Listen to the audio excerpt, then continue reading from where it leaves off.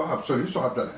Et donc établir une dictature totale sur la planète. Comment est-ce qu'ils s'y prendraient?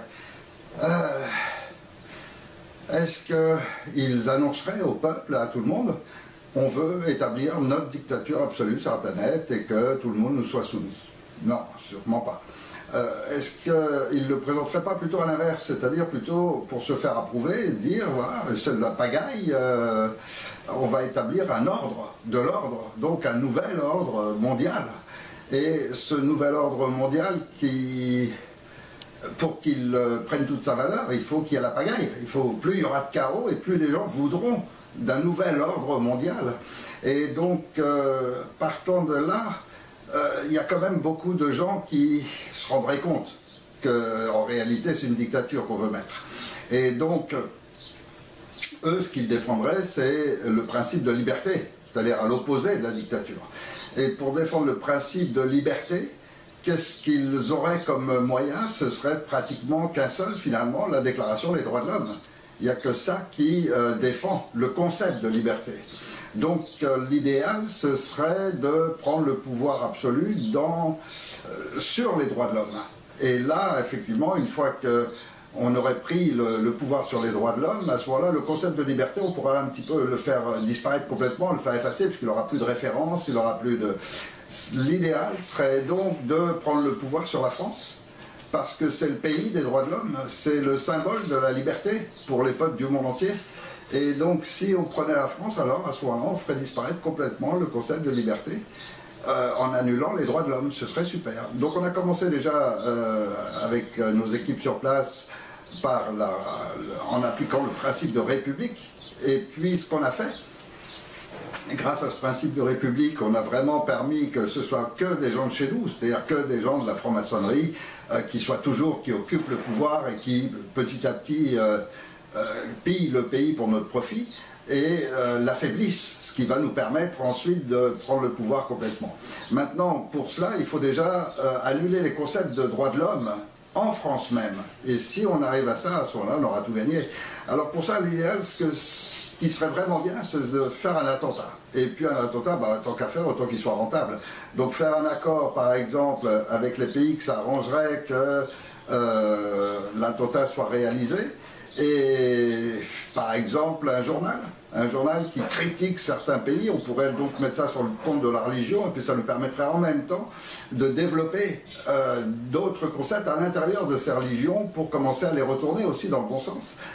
Ce serait pas mal ça. Donc par exemple choisir un journal qui dénonce une religion ou qui l'a attaquée d'une manière ou d'une autre, et puis après nos représentants sur place pourraient transformer ça en attentat terroriste.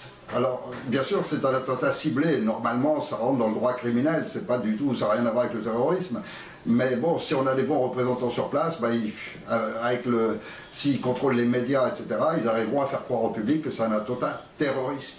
Et là, ce serait vraiment l'idéal. Ça permettrait en même temps de déclencher et de faire déclencher dans ce pays un état d'urgence. Puisque ça, c'est un terme qui permet de supprimer les droits de l'homme. Et donc, avec ce terme, bon, bien sûr, les Français ne l'accepteraient pas, parce que c'est quand même un peuple qui a encore gardé le souvenir de la liberté, des droits de l'homme, etc. Mais si on lui dit que c'est juste pour 3 mois, il va l'accepter. Donc, voilà, ça, ce serait une belle opération. Et puis, au bout de 3 mois, on refait un attentat pour montrer qu'il y a bien des crimes contre la France, etc. Le peuple, à ce moment-là, accepterait qu'on renouvelle l'état d'urgence, encore au moins pour 3 mois. Et puis là, par contre, il faudrait faire une action vraiment de bonne action d'envergure. Et bon, par exemple, dans une soirée, massacrer les gens en quantité, etc. Mais il faut être sûr que l'armée ne va pas intervenir et tout. Mais ça, on a les gens sur place qui vont faire en sorte que même s'il y a des flics ou quoi, nos terroristes pourront en abattre la plus grosse quantité possible. Ça va faire un gros scandale, grâce à quoi, au moins, on est sûr de pouvoir relancer un nouvel état d'urgence. Ce qu'il y a, c'est qu'il faut attendre les 3 mois, quoi. À chaque fois, pour arriver juste à garder le pays sous état d'urgence en permanence. Et puis, au bout de 3 mois, on recommence. D'une autre manière, peu importe, à chaque fois, ça rentre dans l'esprit des gens. Donc il y a un danger pour un journal, ensuite il y a un danger dans les soirées discothèques, ensuite il y a un danger même sur les places publiques. Et donc une petite opération vers le 14 juillet, quand tout le monde est réuni, etc., là, ça permettrait de renouveler encore un état d'urgence, mais cette fois-ci, donc, de lui donner encore un peu plus de durée. Et là, encore une fois, les peuples ne vont pas réagir, ils vont comme accepter. Donc petit à petit, on est en train d'annuler complètement la liberté. En plus, on leur a fait croire sans arrêt, on a associé dans tous les discours, on associe toujours démocratie et république, de façon à faire croire aux gens que la République défend la démocratie. Et donc avec ce système-là, ils continuent à voter, etc. C'est toujours nos gens qui dirigent et qui contrôlent tout le pays, et de plus en plus forcément. Donc maintenant, en plus des médias, de la police, de la justice, ils contrôlent absolument tout. Alors ça vaudrait le coup carrément de faire entrer le pays sous dictature absolue, parce que ce serait le pays des droits de l'homme qui deviendrait une dictature complète, et là, ça rayonnera sur le monde, ça fera oublier le concept de liberté, et il suffira plus que de provoquer un chaos général sur la planète, et tout le monde voudra du nouvel ordre mondial, et donc on pourra poser notre dictature totale. Alors pour ça, il faudrait quand même que les Français soient assez manipulables, il faudrait qu'aux prochaines élections, ce soit que des gens de chez nous qu'on soit sûr de faire passer, et il faudrait que les autres soient tous complices. Là, ce qui nous embête, c'est la dissidence, c'est-à-dire tous ces gens qui se rendent compte de ce qu'on est en train de faire et qui le dénoncent. Et ceux-là, il faut les faire taire, il faut les garder dans le silence, pas les faire remarquer non plus parce qu'il leur arrive trop de choses. Et donc, s'il y a des gens éliminés, il faut le faire plutôt par la maladie, par les accidents, les suicides, les méthodes habituelles, mais qu'elles soient bien discrètes. Et puis, sinon, le silence, c'est une arme super, donc les gens ne savent pas ce qu'on est en train de faire. Et puis, même s'il n'y a rien qui le justifie, une fois qu'on a le pouvoir dans le pays, on peut reprocher les états d'urgence. Et puis, avec nos politiciens sur place et tous leurs conseillers, tous les gens autour, tout ce qui tourne autour du pouvoir dans le pays, certains pourraient faire des déclarations et tout, petit à petit, pour expliquer aux gens que, en fait, c'est un état définitif pour votre sécurité. On va toujours leur vendre pour leur sécurité. Donc, abandonnez votre liberté, en échange, on vous donnera de la sécurité. Et là, ils vont se soumettre. Je pense qu'ils vont se soumettre. Ce qu'il faut, c'est seulement... bien sûr, on ne va pas arriver en leur disant on va imposer une dictature en France. Il est évident que là, les gens seraient tous dans la rue. Non, on va établir la dictature, mais jamais utiliser le mot. Donc pour ça, il y a un moyen très simple. Le principe, c'est qu'ils ont une déclaration des droits de l'homme. Ça, c'est ce qui est vraiment embêtant. Et cette déclaration estime qu'il y a la souveraineté du peuple qui doit contrôler l'ensemble du pays. Or, la souveraineté du peuple, c'est le principe de démocratie, et il repose sur deux concepts. Ce sont les droits individuels, qui sont dans la déclaration, ils sont marqués comme sacrés et inaliénables. Donc on ne peut normalement pas du tout y toucher. Et la deuxième condition, c'est la séparation des pouvoirs. Bon, là, il suffit de passer un décret disant, voilà, on annule la séparation des pouvoirs, maintenant la justice, on le met sous la direction des politiciens aussi. Comme ça, on a le contrôle absolu du pays. Et puis, en ayant supprimé les droits grâce à l'état d'urgence, on a supprimé les deux concepts qui permettent de dire que c'est une démocratie, et s'il n'y a pas de démocratie, c'est plus la souveraineté du peuple. Ça veut dire qu'on n'a pas utilisé une seule fois le mot dictature, et pourtant tout le peuple est complètement soumis maintenant au régime et aux décisions des politiciens qui font absolument tout ce qu'ils veulent sans aucune limite. Il n'y a plus besoin du pouvoir judiciaire maintenant pour faire un mandat d'arrêt, pour une perquisition, pour n'importe quoi. Maintenant, tout, c'est uniquement notre pouvoir absolu, c'est le totalitarisme, mais invisible. Et donc on continuera dans le discours de leur dire on défend la République, on défend les libertés.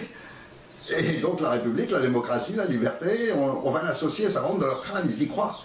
Et nous, pendant ce temps-là, on impose une vraie dictature, mais totalement invisible.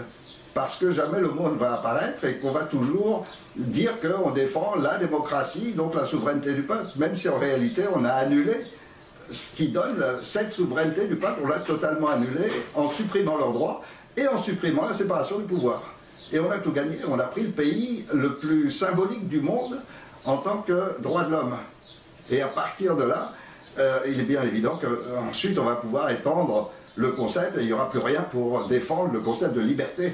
La liberté des hommes, leurs droits, tout ça c'est fini, on n'en parle plus.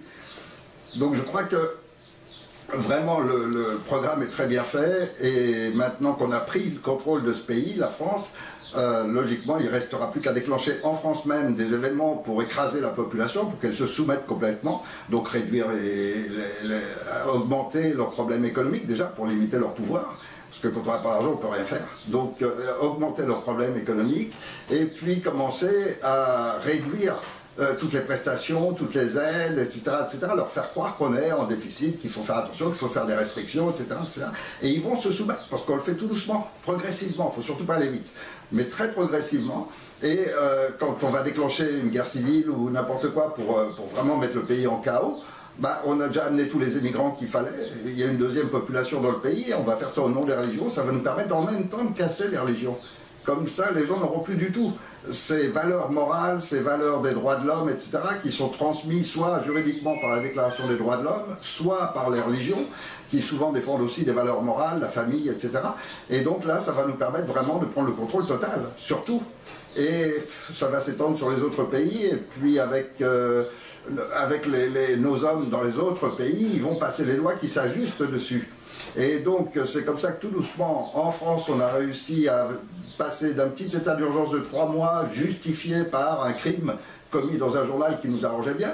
Ensuite, on a pu le prolonger grâce à une opération du Bataclan. Ensuite, on continue, et puis maintenant, ça devient un état définitif, et les Français s'y habituent, parce que pour l'instant, il n'y a rien de remarquable. Et puis si on assassine quelqu'un, ou s'il y a quelqu'un qui est suicidé ou accidenté bizarrement, bah on l'a vu avec Coluche, avec Bérégovoy, etc. Le tout, c'est que les médias disent ce qu'on leur donne l'ordre de dire.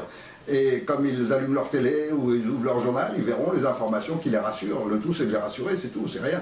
C'est pas compliqué, et donc ils ne se rendent pas compte des réalités, jamais. Ça, il faut qu'ils restent toujours dans cette illusion, et nous, on est là pour défendre la démocratie, pour défendre leurs droits, pour défendre leur sécurité, pour défendre la liberté.